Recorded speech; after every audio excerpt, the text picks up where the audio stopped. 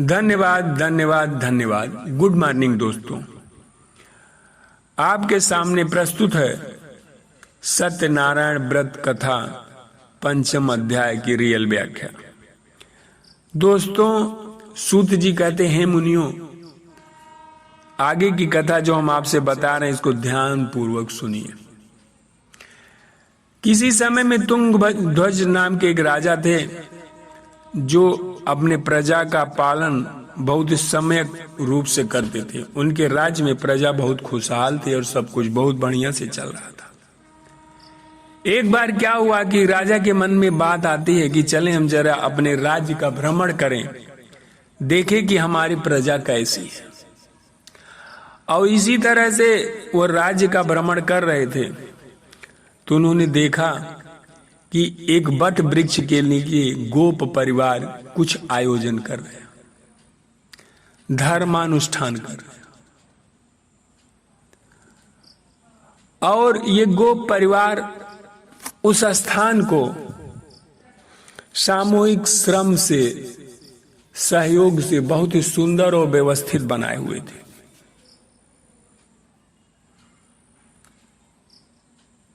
दोस्तों, अगर देखा जाए तो समुद्र को पार पाना बड़ा असंभव लगता था, किंतु ऋक्ष बंदरों के सहयोग से अपनी योग्यता और श्रम का उपयोग करके उस पुल को बना दिया गया। ब्रज में बाढ़ से बहुत नुकसान होता था। लोग इंद्र का कोप मानकर पूजा अर्चना करते थे,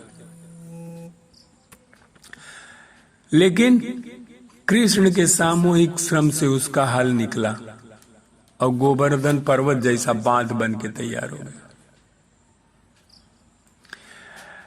तो इसी तरह से देवताओं और राक्षसों ने मिलकर समुद्र मंथन किया था, जिसे 14 रत्न प्राप्त हुए थे। इसी प्रकार गोपों ने आपस में मिलकर उस जगह को बहुत ही रमणीक बना दिए थे। अच्छा, समाज में जो भी व्यक्ति बुद्धि, बल, सत्ता तथा संपत्ति और विद्या से संपन्न हो, उसका कर्तव्य है कि अवसर मिलने पर श्रेष्ठ कार्य में अपना योगदान अवश्य करे।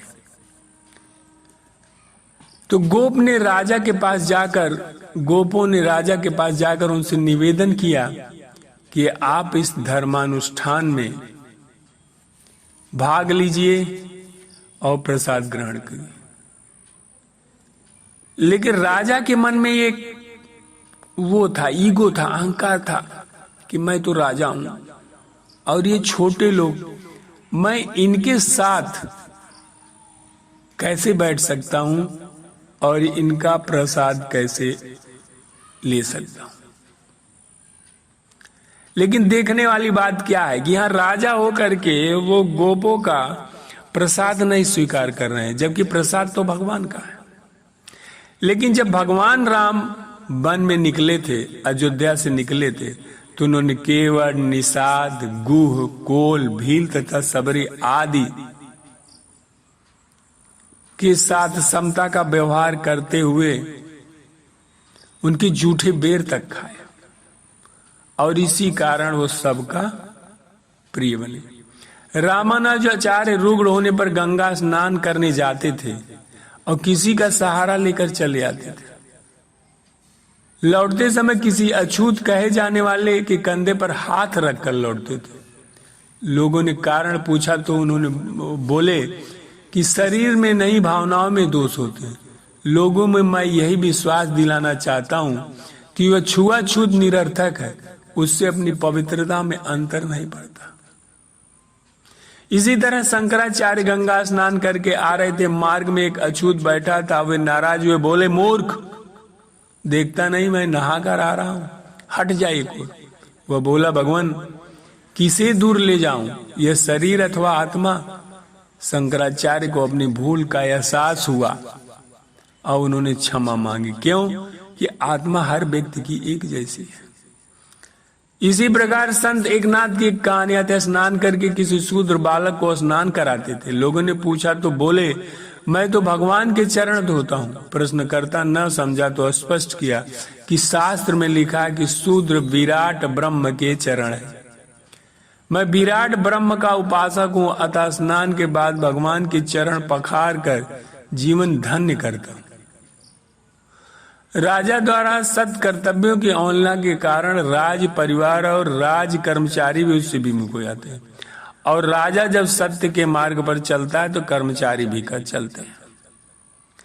फलस्वरूप सारी व्यवस्था बढ़िया से चलती रहती है। लेकिन यहां क्या हुआ कि राजा के अंदर एक अहंकार आ गया था और वो सत्य कर्मों से विचलित हो गए थे, और जो सत्य कर्मों से विचलित हो जाने के कारण उनके कर्मचारियों ने भी अपना सही रास्ता छोड़ दिया और सारी व्यवस्था बिगड़ गई। और जब सारी व्यवस्था बिगड़ गई तो मुसीबत आना ही आना था। जब मुसीबत आने का दोस्तों एक फायदा भी है कि जब मुसीबत आती है, दिक्कत आती है, तो व्यक्ति को समझ में आता है कि हमने क्या गलत किया। इस प्रकार विपत्ति आने पर राजा ने विचार किया तो उसे अपने अहंकार ग्रस्त तथा कर्तव्य विमुख होने का ध्यान आया। समझ में आया कि हम जो अपने सत्कर्म से भटक गए हैं उसी का यह परिणाम है। राजपाट सब कुछ उनका मिट गया, और राजा जब दीनहीन हो गए तब उनको समझ में आया कि इस दुर्दशा का जिम्मेदार मैं खुद हूं। रावण, कंस, दुर्योधन, ये जितने भी हुए हैं, ये अगर अपनी आत्म समीक्षा करते तो अपने भूलों को ठीक कर सकते थे। यही कालिदास को देखिए, कालिदास को जब यह भान हुआ कि मैं निरीक्षर हूं और मुझे पढ़ना चाहिए, तो उन्होंने मेहनत करके विद्या को अर्जित किया। बालक बोपदेव अपने आप को मंद बुद्धि मानकर पढ़ाई से जी चुराते थे, लेकिन एक बार कुएं के ऊपर रस्सी द्वारा पड़े निशान को देखकर उन्होंने अपनी आत्म समीक्षा की। सोचा, मुलायम रस्सी बार बार घिस कर पत्थर काट सकती है, तो मैं भी बार बार पढ़ के विद्वता पा सकता हूं। राजा चंपत राय बुंदेलखंड को मुगलों से मुक्त कराने के लिए जीवन संघर्ष करते रहे, किंतु सफल न हुए।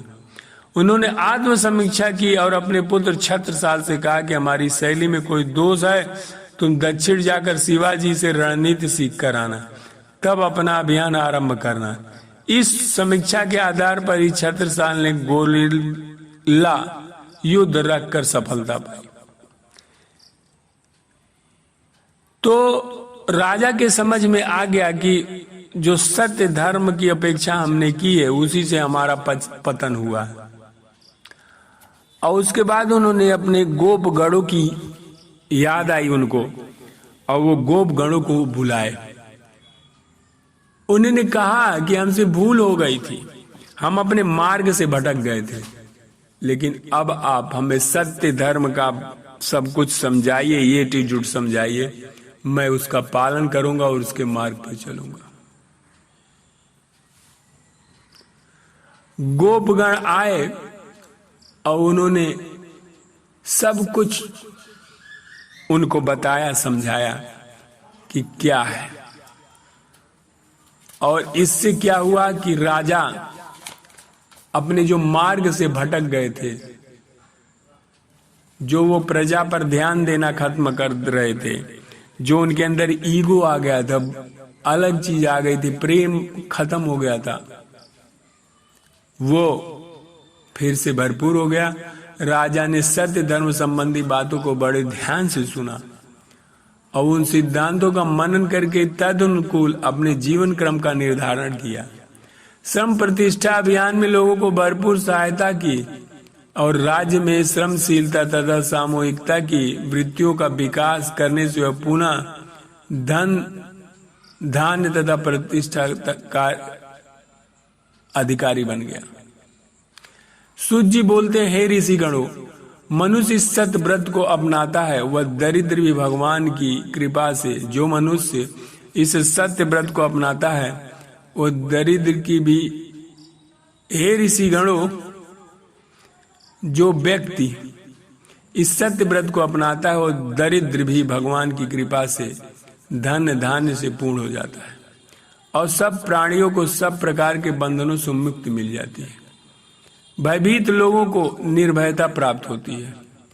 साधक संसार में इच्छित फल प्राप्त करके अंत समय में सत्य लोक में स्थान प्राप्त कर लेता है, इसमें कोई संशय नहीं है। धन्यवाद, धन्यवाद, धन्यवाद।